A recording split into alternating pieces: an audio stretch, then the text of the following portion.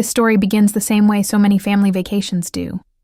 A cruise ship, sunshine, suitcases rolling across a dock, kids laughing, parents exhausted but excited. But this one didn't end with souvenirs or photo albums. It ended with a body hidden under a bed, and a family shattered in a way that cannot be undone. This is the story of 18-year-old Anna Marie Kepner, a cheerleader, a daughter, a sister, a girl with Navy dreams, and a future she deserved to live, until a single night on the Carnival Horizon changed everything. Before we talk about crime scenes, suspects, or the FBI, we need to talk about Anna, because she wasn't a statistic. She wasn't a clickbait headline. She was a human being. Friends called her bubbly, funny, and a total goofball, the kind of person who could turn a bad day into something bearable. She was the kind of girl who didn't have much of a filter, but she had a big heart to go with it. She bounced between Titusville High, Astronaut High, and finally Temple Christian School, class of 2026, excited, motivated, ready to graduate. She talked about joining the U.S. Navy. She dreamed about becoming a K-9 officer, working side by side with dogs and making a difference. This was a girl who had direction, focus, a future, a life. And she boarded that cruise ship with no idea she wouldn't be coming home. The trip started in Miami, a 6-day Caribbean cruise on the Carnival Horizon. Anna wasn't going alone. She was traveling with her father, her stepmother, and a mix of siblings and step-siblings from their blended family. For most people, a cruise is a break from reality. But for Anna, the closer you look, the more you see that trouble had been building long before she ever boarded that ship. Months before the cruise, Anna's ex-boyfriend shared something disturbing. He said Anna had FaceTimed him late at night. And during that call, her teenage stepbrother walked into her bedroom, not to ask a question, not to get something, but to climb on top of her while she was lying down. According to him, he yelled at the boy through the phone. The boy ran out, and Anna later said she'd been threatened if she told anyone. And then, nothing happened. No report. No intervention. Anna started sleeping at friends' houses more often because she felt uncomfortable at home. Let that sink in. Months before the cruise, the danger signs were already there, but they weren't taken seriously, and they weren't acted on. The night before Anna died, she told her family she wasn't feeling well and went back to her cabin. What happened behind that door is still a mystery, but pieces of it have come out through the people closest to her. Anna's younger brother said he tried to go inside the cabin. A 16-year-old stepbrother blocked him, wouldn't let him in, and then he heard it. Yelling, banging, the sound of furniture being thrown, hard.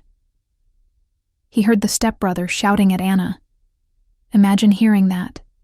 Imagine being a child on a cruise ship, listening to chaos behind a locked door, knowing your sister is in there. And then morning comes. Anna doesn't show up.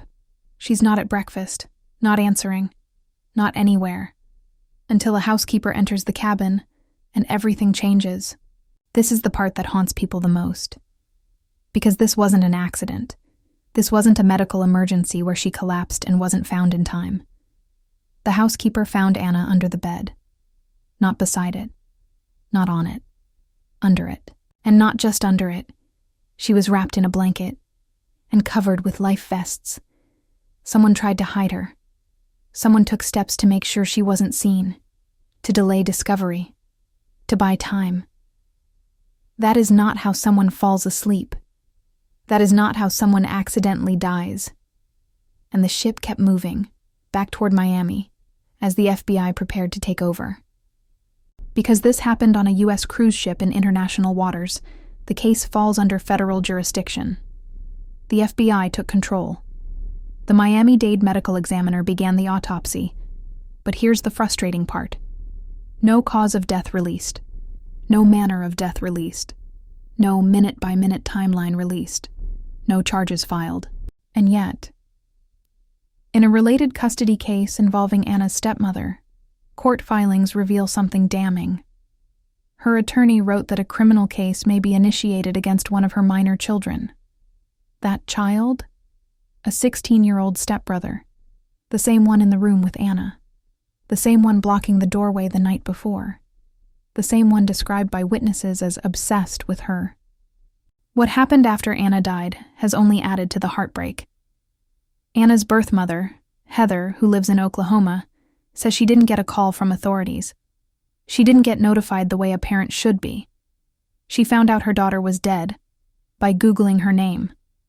A step-grandfather says he found out on social media.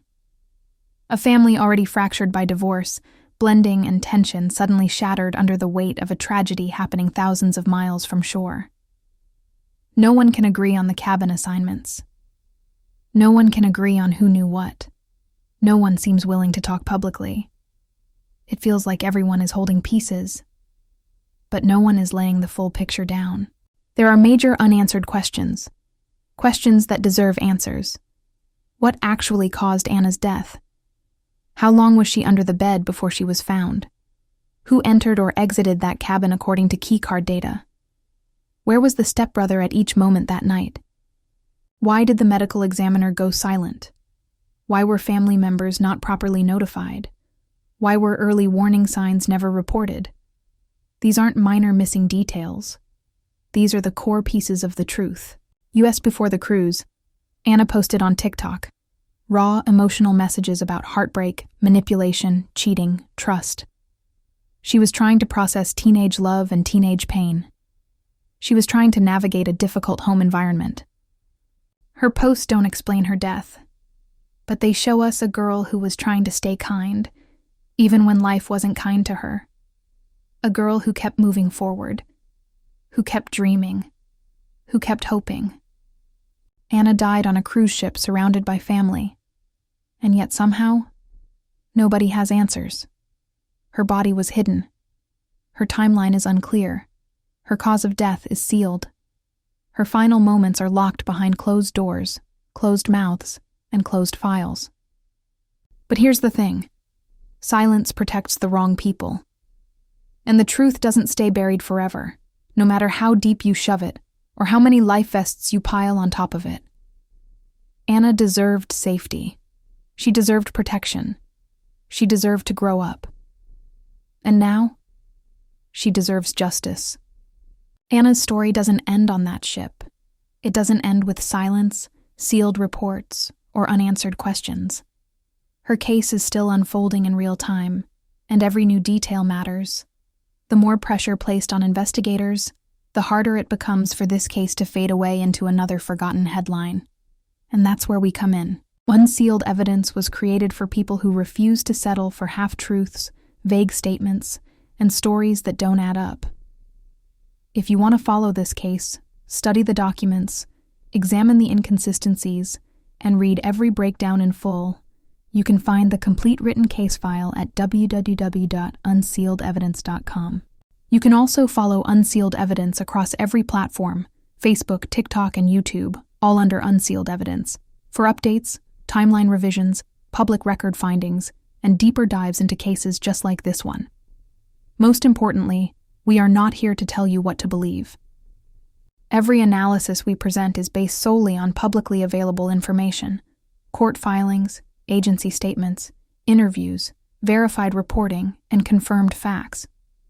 We encourage you to do your own research, read the sources yourself, compare timelines, and draw your own conclusions. Because critical thinking is how truth is uncovered, and truth is how justice begins. This case is far from over, and as long as the answers stay buried, we'll keep digging. This is Unsealed Evidence, where the details matter, where we don't look away, and where every case gets the clarity it deserves.